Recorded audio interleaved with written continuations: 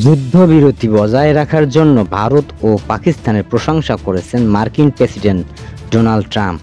আজ রবিবার নিজের সামাজিক যোগাযোগ মাধ্যমে ট্রুথ সোশ্যাল এর এক পোস্টে প্রেসিডেন্ট ট্রাম্প বলেন, ভারত ও পাকিস্তান দুই দেশেই শক্তিশালী এবং অটল নেতৃত্বের জন্য আমি অত্যন্ত গর্বিত।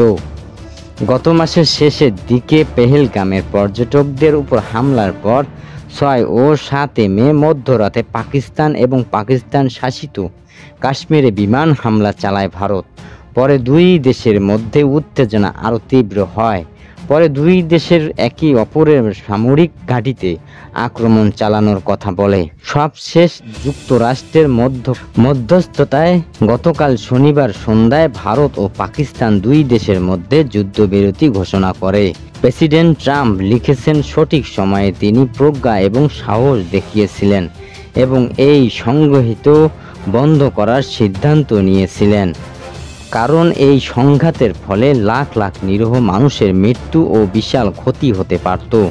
তিনি আরও বলেন, যুক্তরাষ্ট্র আপনাকে এই ঐতিহাসিক সিদ্ধান্তে পৌঁছাতে সাহায্য করতে পেরেছে বলে আমি গর্বিত।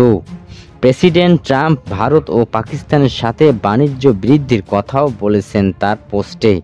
এর পাশাপাশি ভারত পাকিস্তানের সাথে একসাথে কাশ্মীর সমস্যার শান্তিপূর্ণ সমাধান খুঁজে বের করার কথাও বলেছেন ট্রাম্প।